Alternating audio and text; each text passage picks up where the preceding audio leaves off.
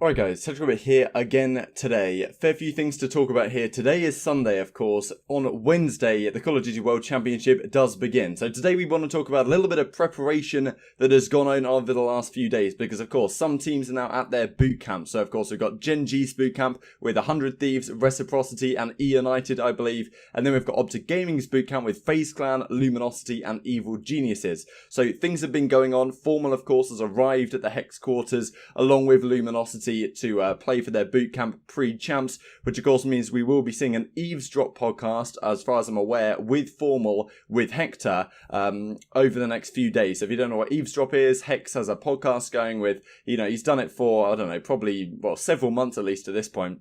A load of big name, esports personalities and former players and casters and all that on his podcast to talk for an hour and a bit. And honestly, it's usually a great time. So Formal being on it will be very interesting, of course, indeed.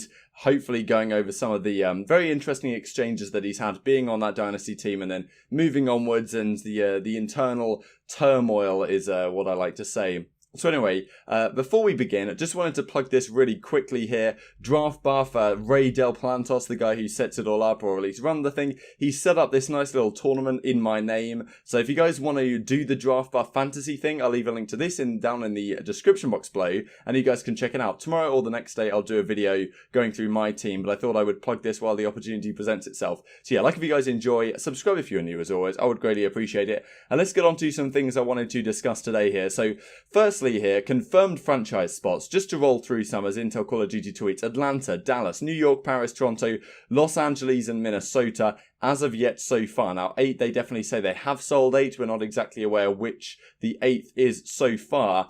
In CoD Minnesota, they have their own Twitter account now. They tweet this.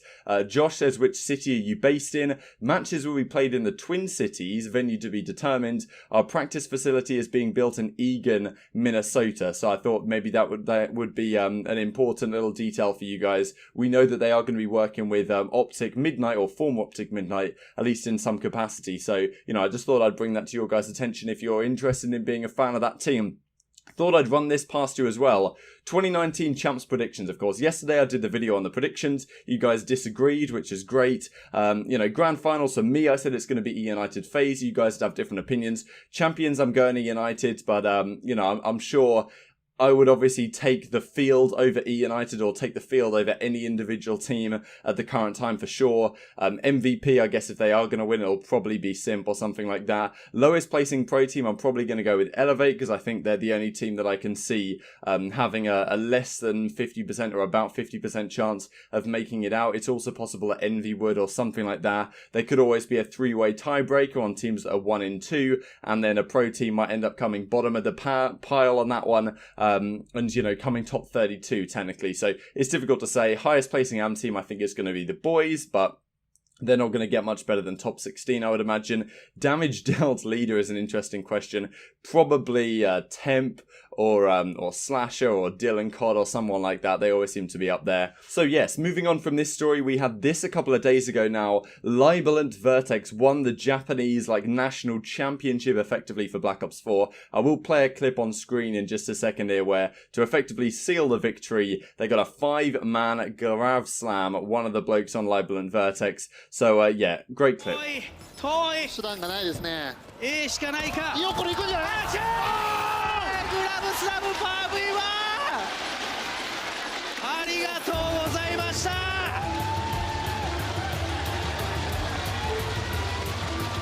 勝ったのはリバレットバッ。 Now, of course, from Japan, you guys may have heard of teams like Rush Gaming, Cyclops, Athlete Gaming, I think was another one. But Libel and Vertex have pretty much been the best team in Japan this entire year. And they have attended every major LAN event, just as Brian Saint says here, just to make it clear for you guys. They got top 64, top 48, top 32, top 32, top 48. So they weren't quite good enough at Miami to make it. Well, not particularly good enough at all when you need to be top 16 to make it to champs. But it's cool seeing these kind of teams being somewhat competitive at the very least. Like top 32 is a pretty respectable finish for a team that's really never had a chance to play in the States. So hopefully these teams, the Japanese guys, will continue to get better and better over the years.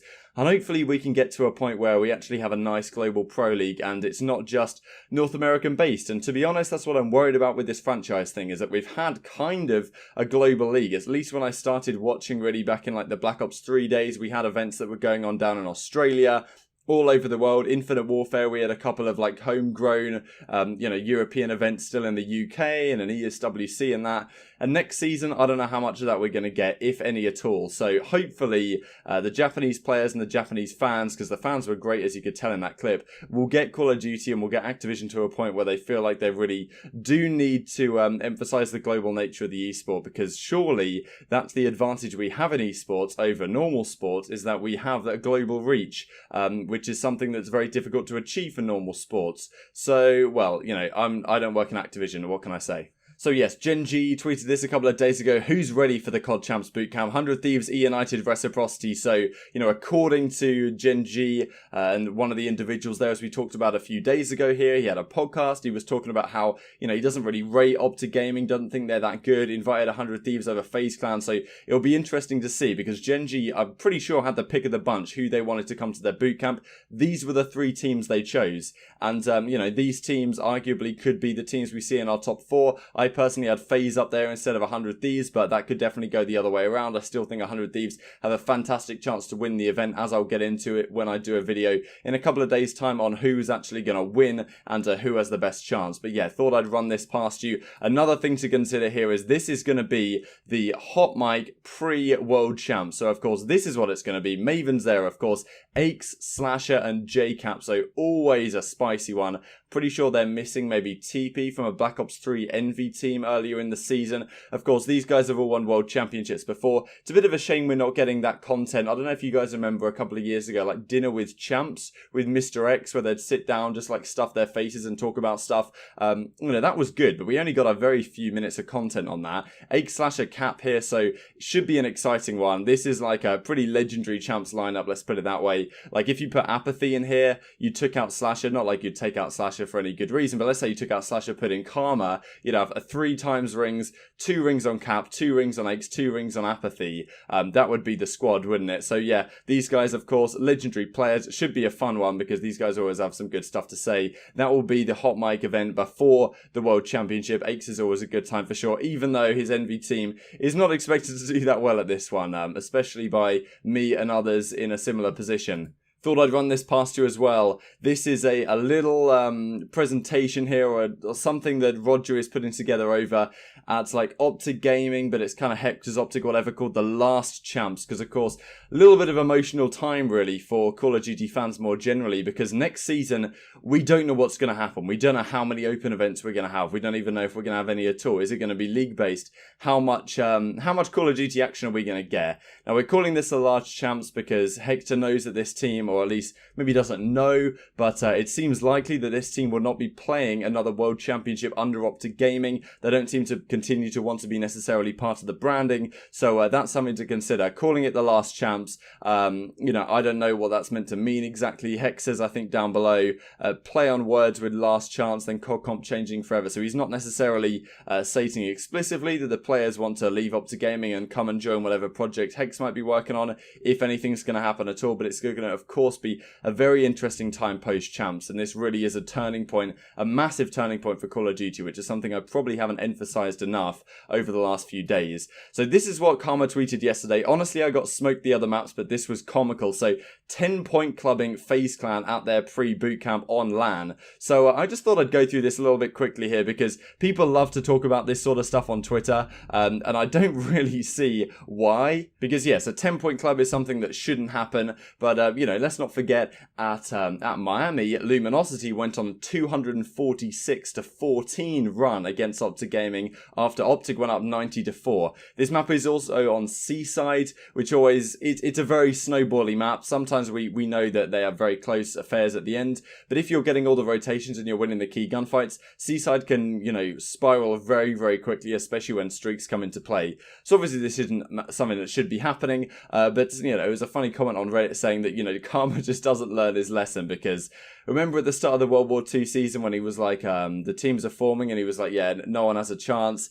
Didn't work out so well then. Pre-Miami, it was like, our practice is going great. Didn't work out so well then. And, you know, he's posted this this picture. Of course, what it does mean is that OpTic seem to, relatively, be doing pretty damn well in scrims. Of course, they've got this guy called Gagans now on the team instead of Scump.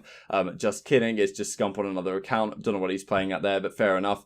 So, yeah, this is what Karma tweeted out. And, yeah, okay, great victory in a single map of scrims against FaZe Clan. Now, whether they can do it at the real event, of course, is what is actually the key point here, especially for OpTic fans and people wanting them to do well at their, probably, as I say, their last ever World Championship. And you know, it's difficult to say whether this team would stick together if they don't have a good result. Unlikely, especially how it's going. So yeah, Scrap says post the map before Barlow. Yeah, pretty interesting, of course. The last couple of maps, as Damon says, honestly, I got smoked. The other maps of this was comical. And then Zero goes a little bit of a back and forth here. He tweets out this: the pre-land really helping with our control. Can't wait for champs. Just a little bit of spicy back and forth. Like, nothing, you know, no big drama to talk about here. It's all fun and games. But, of course, you know, it just has to be said, how much will these scrim practices convert into World Championship performances? Because, you know, I remember, I think, back at Anaheim on the Thursday, OpTic had scrimmed FaZe, and they had destroyed FaZe on, I think, maybe a gridlock hardpoint or something like that, because FaZe weren't particularly warm up for scrims. They just hopped on.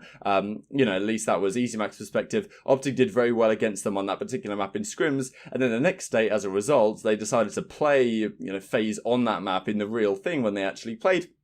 And then FaZe beat them on it. OpTic won the overall series, but that kind of an environment pretty much shows that, yes, you can do very well on a particular map in scrims. When it comes to the real thing, it's obviously going to be different. You're back to square one, back to zero. It's about how you improve and learn off your losses. If you're winning 250-10 all the time, you know, if you are just dominating scrims, that's a great sign. I don't think OpTic necessarily are, though, because that was just a one-off map from what Damon was saying. And, of course, you've got this scoreboard here, which seems to have been a closer one in terms of the damage, etc., etc. We know how good FaZe are at control anyway, but you know, it's just scrims at the end of the day. Don't read too much into it. Of course, what matters is what happens at the actual event. So of course, very exciting times, but it's nice to at least see some scoreboards from the boot camps that are occurring. Another interesting point someone brought up in the comment sections yesterday, an excellent subscriber indeed, said that it's very interesting that OpTic and Evil Geniuses are at the same boot camp, given they are in the same pool. Not something that would normally happen. I guess both teams are confident that they will you know, dominate the other competition in their pool, to the point where it doesn't really matter if they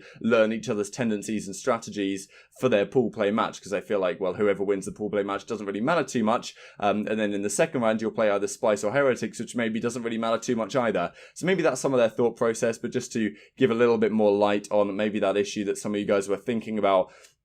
Just to finish off with here then, yesterday we also had what was meant to be a $30,000 pot challenge between Dashy, TJ, and Cellium versus Illy, Hook, and Shotzi. And eventually this went down to a 6,000 pot. Dashy, TJ, and Cellium ended up walking away with it. So they won a grand each off Illy, Hook, and Shotzi, which is usually you don't want to play Illy and Charles. But I guess when you got Cellium, Dashy, TJ, it's not too bad of a deal. But yeah, they were. It was meant to be a 30k Charles, 5k each, or something just stupid money. But in the end, it was only for $1,000 each. So it's pretty meager pickings at that point, I would say, just for an online internet chal. So yeah, hope you guys enjoyed the video. Like if you did, subscribe if you are new as always. I will leave you with this image from the Gen.G bootcamp. Best caption gets a follow, says Octane, which is Enable taking one up the rear.